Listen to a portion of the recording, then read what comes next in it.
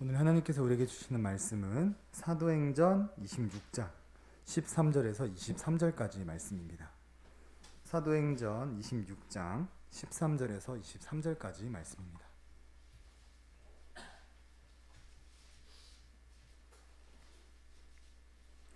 사도행전 26장 13절부터 23절까지 말씀입니다.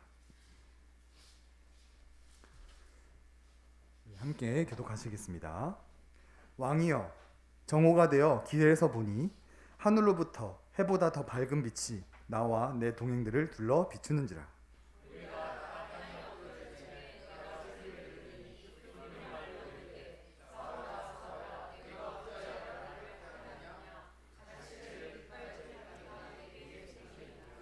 내가 대답하되 주님 누구이시니이까? 주께서 이르시되 나는 내가 박해하는 예수라.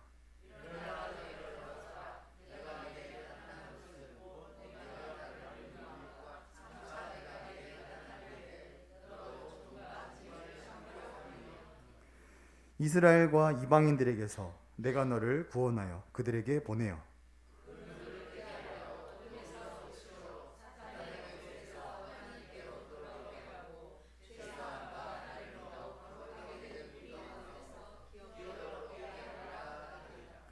아그리빠 왕이여, 그러므로 하늘에서 보이신 것을 내가 거스르지 아니하고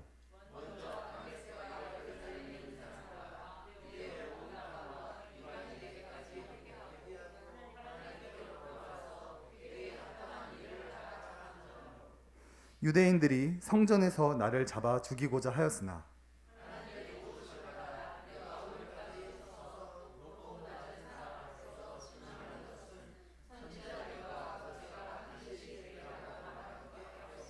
함께 읽겠습니다. 곧 그리스도가 고난을 받으실 것과 죽은 자 가운데서 먼저 다시 살아나사 이스라엘과 이방인들에게 빛을 전하시리라 함이니이다 하리라. 아멘. 이 세상에 있는 모든 일에는 순서와 원리가 있습니다. 우리가 무언가를 조립한다고 했었을 때 그냥 앞에 있는 것부터 조립하는 것이 아니라 설명서를 보면서 순서대로 조립을 해야 되죠. 그리고 전자기기가 오류가 나게 되면 전원을 껐다 키면 됩니다. 대부분 내부 안에 있는 프로세서들이 엉킬 때 오류가 발생하기 때문에 전원을 끄면 그 엉킨 프로세스가 풀리기 때문에 기계가 다시 작동을 하게 되죠. 이처럼 세상 모든 일에는 순서와 원리가 있습니다. 그리고 하나님께서 한 영혼을 구원하시는 데에도 순서와 원리가 있습니다. 우리가 이것을 올바르게 알 때 건강한 믿음을 가질 수 있고 이단으로부터 교회를 보호할 수 있고 또한 우리가 맡은 사명을 잘 감당할 수 있게 됩니다. 웨스트민스터 신앙고백서 제10장 효과적인 부르심 서론을 보면 이렇게 고백합니다. 하나님께서는 영생 주시기로 예정하신 사람들의 하나여 그 기쁘신 뜻으로 그들을 부르시되 다음과 같이 하신다. 우리가 효과적인 부르심 파트를 우리가 올바르게 이해하면 하나님께서 예정한 자들을 부르시는 순서와 원리를 알 수 있게 됩니다. 그래서 오늘 이 시간 효과적인 부르심 우리 부분을 우리가 함께 살펴보면서 하나님께서 한 영혼을 구원하시는 순서와 원리에 대해서 우리가 먼저 이해하기를 원하고 이 기준에 맞춰서 복음을 전함으로써 복음 사역마저 넉넉히 감당해내는 우리 예수만교회가 되기를 주님의 이름으로 소원합니다. 자, 우리 1번 대지를 함께 읽어보겠습니다. 시작. 하나님은 예정한 자들을 친히 부르십니다. 오늘 본문 배경을 잠시 설명해 드리겠습니다. 원래 사도 바울은 유대인의 편에서 그리스도인들을 박해하는 자들이었습니다. 그런데 어느 순간 그리스도인이 되어서 온 유럽을 다니면서 복음을 전파하는 자로 변하게 되었죠. 이 모습을 본 유대인들은 사도 바울이 자신들을 배신했다라고 생각을 하고 전도 여행을 마치고 돌아온 사도 바울을 붙잡아 재판을 열게 됩니다. 하지만 사도 바울은 그리스도의 고난과 부활만 전하였기 때문에 죄를 찾을 수가 없었습니다. 그래서 사내들인 공에 갔는데 처벌을 할 수가 없자 사도 바울을 정치범으로 몰려고 벨리스 총독에게 맡겼으나 역시 죄를 찾지 못해서 그냥 2년 동안 구금을 당하게 됩니다. 그리고 베스도라는 후임에게 맡겼지만 역시 죄를 찾지 못해서 결국 이 사도 바울을 직접 보고 싶어하는 아그리빵 왕 앞에 바울이 지금 서게 되는 것이 오늘 본문의 배경입니다. 자, 이렇게 사도 바울은 아그리빵 왕 앞에 서게 되었는데요. 사도 바울은 이때 자신을 변론하기보다는 이 기회를 통하여서 복음을 전하게 됩니다. 우리는 이 모습을 통해 하나님께서 한 영혼을 부르시는 그 순서와 원리를 쉽게 알 수 있게 됩니다. 본문 13절을 제가 읽겠습니다. 왕이여, 정오가 되어 길에서 보니 하늘로부터 해보다 더 밝은 빛이 나와 내 동행들을 둘러 비추느니라. 이 당시에 많은 그리스도인들이 박해를 피해서 다메섹으로 피해 있었습니다.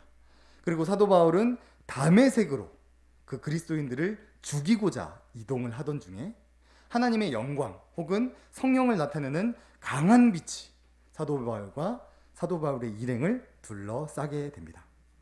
우리는 이 모습을 통해 구원은 우리가 예수님을 믿거나 우리가 하나님 앞에 나아가는 것이 아니라 하나님께서 먼저 우리를 찾아오시는 것임을 알 수 있게 됩니다.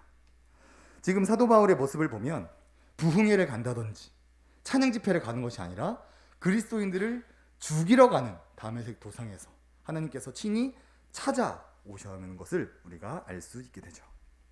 신앙고백서를 보시면 이것을 이렇게 고백합니다. 그의 정하신 적당한 시기에 효과적으로 부르신다.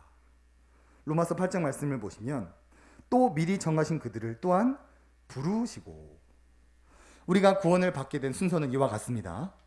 우리가 하나님 앞에 나아간 것이 아니라 하나님께서 먼저 우리에게 찾아와 주셨다라는 것입니다. 내가 예수를 믿은 것이 아닙니다. 내가 하나님 앞에 나아간 것이 아닙니다. 우리는 그저 사탄 아래에서 종노릇하고 있었을 때 하나님께서 우리를 친히 찾아오셔서 우리를 불러주신 것이죠.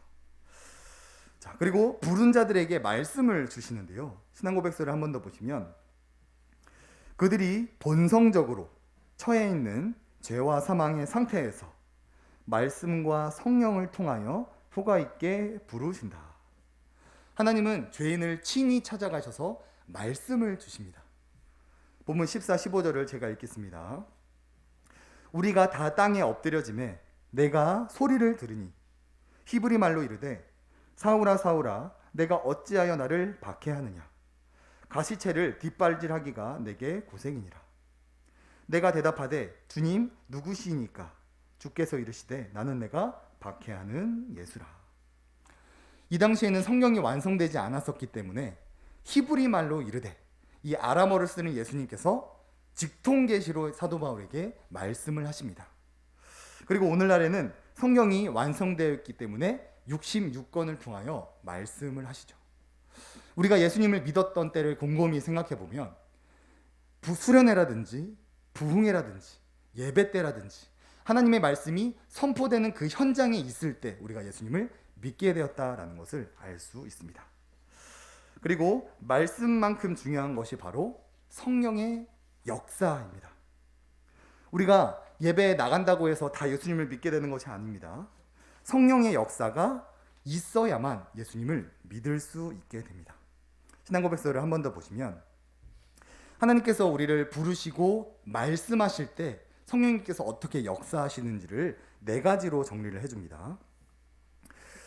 성령의 조명을 통해 하나님의 말씀을 이해하게 하시고, 돌처럼 굳은 마음을 제거하시고 부드러운 마음을 주시고, 그들의 의지를 새롭게 하셔서 선한 것을 향하도록 하시고, 하나님의 은혜로 자유롭게 자원하여 그리스도께 나가도록 하셨다라고 신앙은 고백합니다. 우리는 이 모습을 통해 한 번 더 우리가 구원받기 위해 한 것은 아무것도 없구나라는 것을 알게 되죠.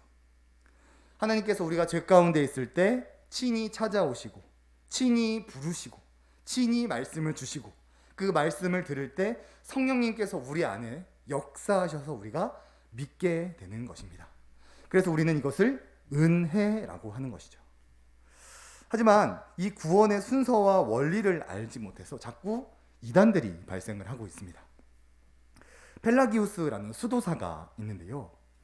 이 수도사는 4세기 후반에서 5세기 초반 로마에서 말씀을 가르쳤던 수도사입니다. 이 수도사가 어떻게 말씀을 가르쳤냐면 하나님의 은혜 없이도 인간 스스로 의로운 삶을 선택할 수 있다라고 말씀을 가르쳤습니다. 그리고 431년에 에베소 공의회에서 이단으로 정죄를 받게 됩니다. 지금으로부터 무려 16세기 전에도 행위로 구원을 받는다라고 주장하는 자들이 있었고, 이미 16세기 전부터도 이 행위로 구원받는 것이 아니라 믿음으로 구원을 받는다, 하나님의 예정으로 구원을 받는다, 하나님의 부르심으로 받는다고 이미 이 이야기가 종결이 된 것이죠. 하지만 이 교회사를 알지 못해서, 이 부르심의 교리를 알지 못해서, 구원의 순서와 원리를 알지 못해서 다람쥐 쳇바퀴 마냥 계속해서 이단들이 발생하고 이단들에 빠지는 사람들이 발생하고 있습니다.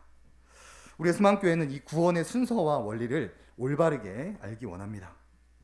사도 바울의 모습을 통해 알 수 있는 것은 내가 예수님을 믿는 것이 아니라 하나님께서 우리를 찾아오시는 것이고요, 하나님께서 우리에게 말씀을 해주시는 것이고요, 우리가 그 말씀을 들을 때 성령님께서 역사하여 우리가 믿게 되는 것이 하나님께서 구원을 이루시는 순서와 원리입니다. 우리가 이 순서와 원리를 올바르게 알므로 말미암아 늘 은혜 속에 살아가기를 원하고, 오늘날 계속해서 발생하는 이단들로부터 우리의 소망교회와 우리 다음 세대들을 지켜내는 우리가 되기 원합니다. 자, 우리 2번 대지도 함께 읽어보겠습니다. 시작. 하나님은 부르신 자들에게 사명을 주십니다. 에베소서 말씀을 보시면, 그러므로 주 안에서 갇힌 내가 너희를 권하노니 너희가 부르심을 받은 일에 합당하게 행하여. 사도 바울은 하나님께서 우리를 부르셨으니까 감사 찬송하자라는 것이 아니라 부르심 받은 일에 합당하게 행하라고 권면을 하고 있습니다. 우리가 어떻게 합당하게 행해야 되는지 오늘 본문에 이렇게 고백해 줍니다. 16절과 18절 제가 읽겠습니다. 예수님께서 사도 바울에게 이렇게 말씀하십니다. 일어나 너의 발로 서라. 내가 내게 나타난 것은 내가 나를 본 일과 장차 내가 내게 나타난 일에 너로 종과 증인을 삼으려 함이니, 이스라엘과 이방인들에게서 내가 너를 구원하여 그들에게 보내어 그 눈을 뜨게 하여 어둠에서 빛으로, 사탄의 권세에서 하나님께로 돌아오게 하고 죄사함과 나를 믿어 거룩하게 된 무리 가운데서 기업을 얻게 하리라 하더이다. 예수님은 사도 바울을 부르시고 사명을 주십니다. 예수님의 종으로서, 예수님의 증인으로서 이스라엘 백성과 이방인들을 어둠에서 빛으로 옮기는 사명, 사탄의 권세 아래에 있는 자들을 하나님께로 돌아오는 사명을 사도 바울에게 맡겨주십니다. 그리고 이 사명은 우리의 소망교회도 동일합니다. 하나님께서 우리를 값없이 불러주신 이유는 우리가 뭔가 믿음이 뛰어나서, 우리가 뭔가 잘나서 구원을 받은 것이 아니라 우리 예수만교회를 통하여서 많은 영혼들을 구원해내기 위해, 우리에게 사명을 주시기 위해 우리를 먼저 불러주신 것이죠. 그렇기 때문에 우리가 정말 하나님으로부터 부름을 받아 하나님의 자녀가 되었다면 여기에서 만족하는 것이 아니라 그 사명까지 마땅히 감당해내야 합니다. 그리고 이 사명을 감당해내는 방법은 아주 간단합니다. 내가 구원받은 그 원리 그대로 남들에게 복음을 전하면 됩니다. 자, 첫 번째 단계 함께 읽어볼까요? 시작.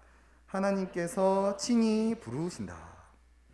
우리가 사명을 감당하기 위해서 교회 나가야 된다고 100번 잔소리하고 예수 안 믿으면 지옥 간다고 협박한다고 해서 믿음이 생기는 것이 아닙니다. 하나님께서 죄인들을 친히 불러주셔야 그들이 구원을 받을 수 있기 때문에 우리는 먼저 하나님 앞에 기도를 해야 되는 것이죠. 이렇게 기도할 수 있을 것 같습니다. 하나님 아버지, 나의 배우자, 나의 자녀들, 나의 친지들은 스스로 하나님을 찾을 능력이 없습니다. 하나님께서 그들을 친히 불러주시지 않으시면 하나님 앞에 나아갈 수 없습니다.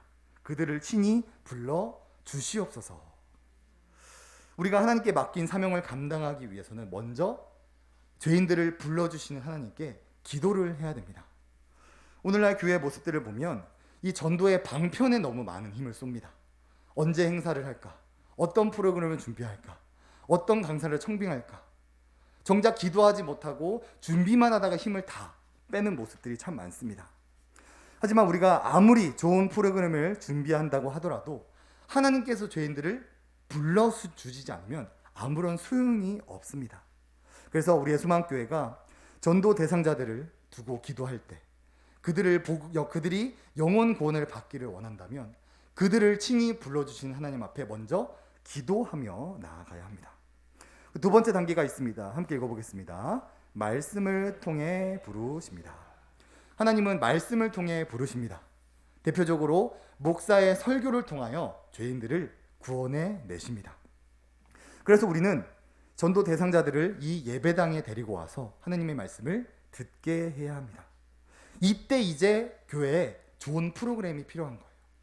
그냥 교회 가자고 하면 가지 않기 때문에 이런 더 좋은 프로그램, 좋은 행사, 수련회 같은 매개체들을 통하여서 그들을 이곳에 데리고 와야 하는 것이죠. 저 같은 경우에는 오는 주일에 있을 이 유아 세례를 핑계 삼아 양가 부모님들을 초대하였습니다. 유아 세례는 사실 핑계일 뿐이죠. 말씀을 들어야 구원을 받을 수 있기 때문에 유아 세례를 핑계 삼아 사진을 찍어줄 사람이 없으니까 사진을 찍어달라는 핑계로 양가 부모님들을 초대하였습니다. 우리 예수만교회가 4월 9일에 이 결석 없는 주일을 보내는 것도 이와 동일합니다. 우리가 결석 없는 주일을 보내서 최고의 출석률을 찍어보자 라는 취지로 모이는 것이 아니죠. 말씀을 들어야 구원받을 수 있는데 말씀을 들으러 오지 않기 때문에 이런 결석 없는 주일이라는 명목을 통해 부활절 칸탄타라는 행사를 통해 그들을 데려오는 것이죠. 우리 사랑하는 성도님들, 결석 없는 주일이 2주 남았습니다. 저도 오는 주일이 지나면 예배에 출석하지 않는 중고대청 아이들에게 전화를 한번 돌려서 한번 예배로 나오지 어떻겠냐라고 한번 권면을 해보려고 합니다. 왜냐하면 말씀을 들어야 구원을 받을 수 있기 때문인 것이죠. 우리가 아직 2주 남은 이 결석 없는 주일을 우리가 두고 먼저 기도하기를 원하고 말씀을 통해 부르신다라는 것을 또 기억하면서 그들이 말씀을 들을 수 있도록 우리 구역원들, 우리 전도의 사람들을 꼭 초대하는 우리가 되기 원합니다. 자, 마지막 단계 함께 읽어보겠습니다. 시작. 성령을 통해 부르십니다. 우리가 전도 대상자들을 이곳에 데려와서 설교를 듣게 한다고 끝나는 것이 아닙니다. 그 사람들이 말씀을 들을 때 그 사람 안에 성령님께서 역사하셔야만 가능합니다. 그래서 우리는 그들이 말씀을 들을 때 또한 기도를 해야 됩니다. 신앙 고백에 맞춰서 기도를 하면 되겠죠. 하나님 아버지, 우리 전도 대상자들이 말씀을 들을 때 성령님께서 말씀을 이해하게 해주시고 굳은 마음을 제거하여 주시고 의지를 새롭게 하여 주시고 선한 것을 향하게 하여 주시고 억지로 나오는 것이 아니라 자유롭게 자원하는 마음으로 예수님을 찾게 해주시옵소서라고 우리는 계속해서 기도를 해야 됩니다. 정리를 해보면 우리가 사명을 잘 감당하기 위해서는 기도로 시작해서 기도로 열매를 맺어야 합니다. 우리가 정말로 배우자나 자녀들이 예수님을 믿게끔 하고 싶으면 우리는 끊임없이 기도를 해야 됩니다. 그리고 말씀 앞에 세워야 하고요. 그것이 끝나는 것이 아니라 성령의 역사가 임할 수 있도록 우리는 기도해 내야 됩니다. 그때 비로소 구원의 역사가 이루어지게 되는 것이죠. 말씀을 정리하겠습니다. 이 세상 모든 일에는 순서와 원리가 있듯이 하나님께서 한 영혼을 구원하는 데에도 순서와 원리가 존재합니다. 구원의 순서와 원리를 6하 원칙으로 정리하면 다음과 같습니다. 우리 대답을 읽어주세요. 자, 누가 구원을 하십니까? 자, 언제 구원을 하십니까? 자, 누구를 구원하십니까? 자, 무엇으로 구원하십니까? 자, 어디로 구원하십니까? 자, 어떻게 구원하십니까? 자, 우리가 이렇게 구원을 받았습니다. 그리고 내 옆에 있는 사람도 동일하게 구원을 받습니다. 우리가 이처럼 효과적인 부르심에 대한 교리를 올바르게 알고 있다면 우리가 먼저 기쁨과 감사 속에서 살아갈 수 있게 됩니다. 구원받을 수 없던 존재가 하나님께서 친히 찾아오심으로 우리를 부르심으로, 우리에게 말씀을 주심으로, 성령님께서 믿게 하심으로 값없이 구원을 받았다라는 사실 하나만으로 우리가 먼저 기쁘게 살아갈 수 있고, 나의 자유의지로 믿어야 한다, 6월절을 지켜야 된다, 이만희를 믿어야 된다, 이 교리를 알고 있으면 그 사람들이 얼마나 성경을 잘못 읽고 있는지, 해석하고 있는지 쉽게 분별할 수 있고 교회를 지켜낼 수 있습니다. 그리고 우리가 이 교리를 올바르게 알고 있다면 복음을 전할 때 주먹구구식으로 전하는 것이 아니라 기도로 시작해서 기도로 열매를 맺을 수 있게 됩니다. 하나님께서는 우리를 불러주셨을 뿐만 아니라 우리에게 또한 사명을 맡겨주셨습니다. 우리가 이 사명을 감당하기 위해서 무엇보다 전도 대상자들을 위해 기도하기 원하고, 말씀을 통해 구원받을 수 있기 때문에 그들을 이 말씀 앞에 세우기를 원하고, 그들이 말씀을 들을 때 성령님께서 역사하여 주셔서 그 사람들을 믿게 해주시옵소서, 끝까지 기도로 그 열매를 맺어가는 우리의 소망교회가 되기를 주님의 이름으로 소원합니다.